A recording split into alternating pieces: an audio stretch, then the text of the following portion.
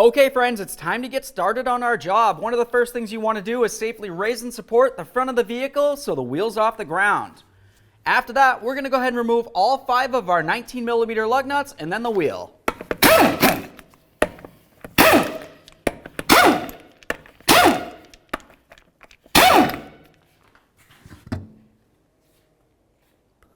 Alright, so now that the wheel's off, let's make our way right up to this area right here.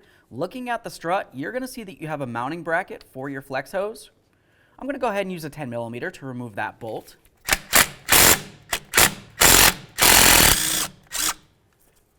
Remove the 10mm on the rear of the strut. Let's go ahead and remove our 34mm axle nut.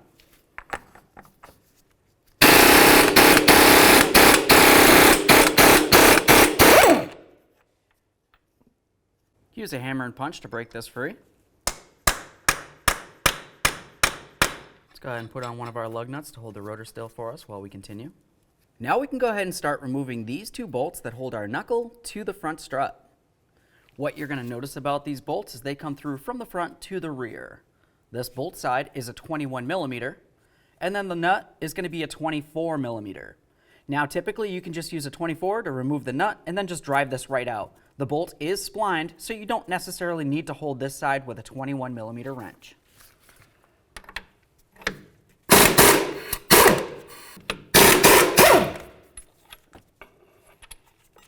Use your hammer, go ahead and drive those through. Now that they're both mostly out, we can go ahead and remove the nuts, finish it up.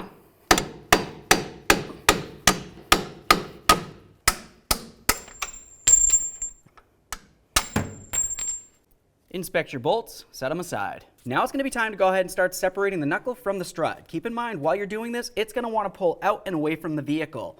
While you do that, you want to be very careful not to put a tug on your axle.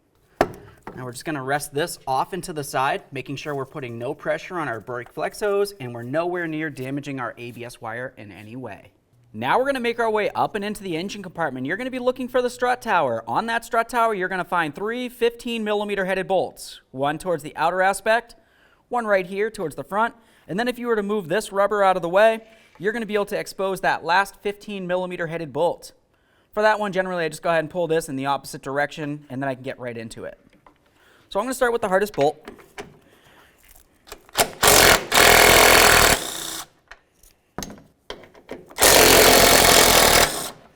Okay, so now for the last bolt, I'm going to go ahead and start removing this. At the same time as I'm up here, I'm also going to be reaching down inside the fender well to grab onto that strut and hold it so it doesn't fall down.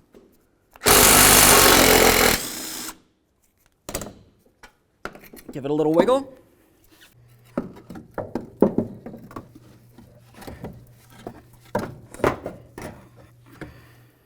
There it is, friends.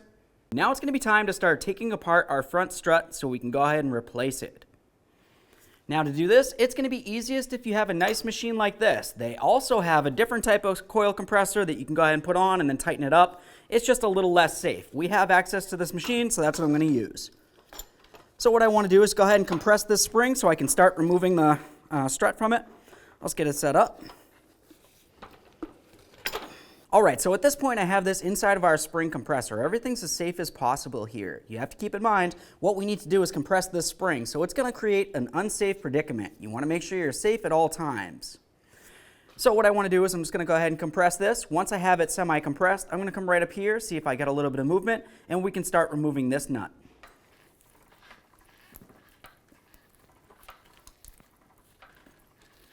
Now at this point, this is getting nice and loose. I don't need to compress this any further than what you need to be able to loosen this without having any pressure on it. So let's grab our socket, put it on here, and remove that nut. Before we go ahead and start taking this apart, let's just pay quick attention to the position of the strut cap up here in comparison to the strut down there. Essentially, you can tell that I have this area right here facing towards the top point of the triangle. Now with that said, I'm just going to go ahead and use some locking pliers. We're going to carefully get into this area right here. Now I want to try to hold on to that shaft that's inside this area. Essentially, we need to prevent the shaft from spinning while we remove this nut. Let's get it off of here.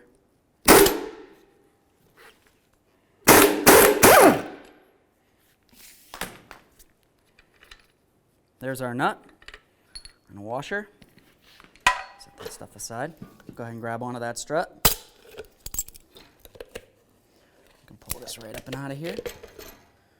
There's that. Go ahead and remove this boot.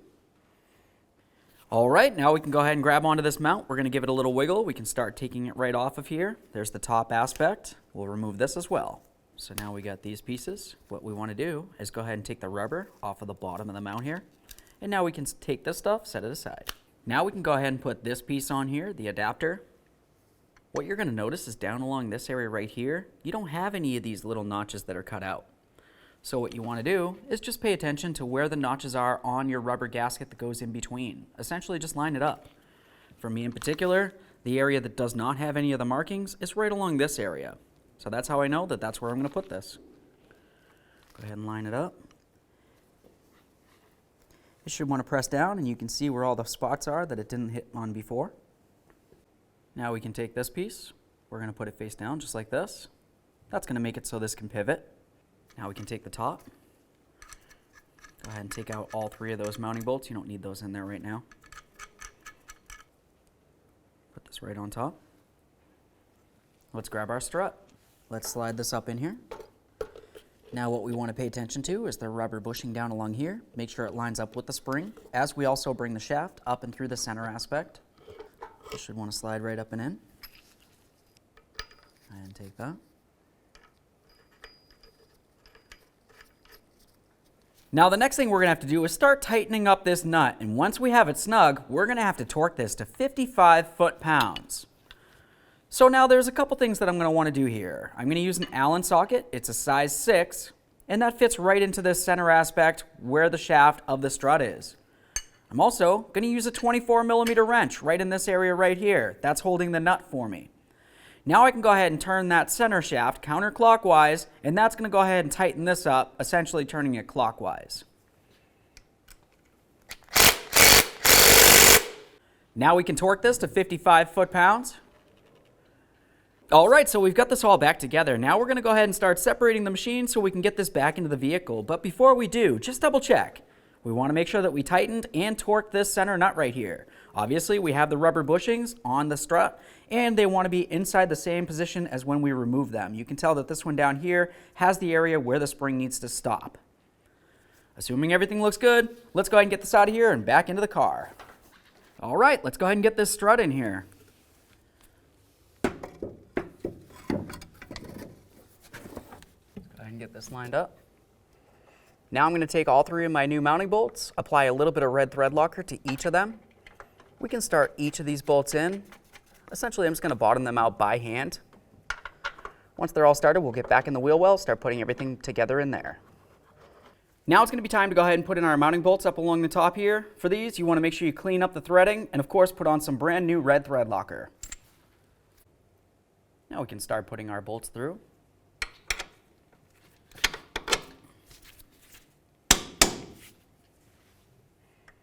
Now for this, sometimes you just have to go ahead and rock this in or out a little bit to get your holes to line up.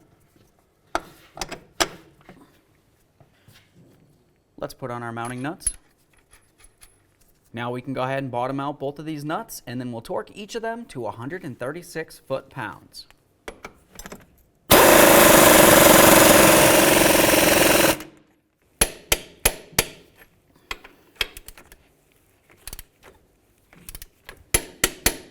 So now we can go ahead and start reattaching our brake flex hose bracket. For these, generally I just take a brand new bolt. I'll take a nut, put it in on the inside there. Make sure that's secure. We'll do the same for the ABS wire. There we are. Now it's a good idea to use some red thread locker on the threads of your axle. We'll go ahead and start that nut on there. Now for this, we're going to go ahead and bottom this nut out by hand. We'll go ahead and get the wheel on here. Once it's on the ground, you'll be able to torque this a lot easier. Let's go ahead and get this lug nut out of the way, grab our wheel, get ready to put that on.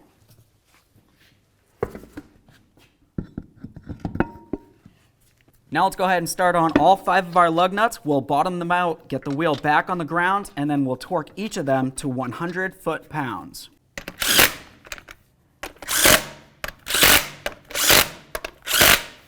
Let's torque those lug nuts.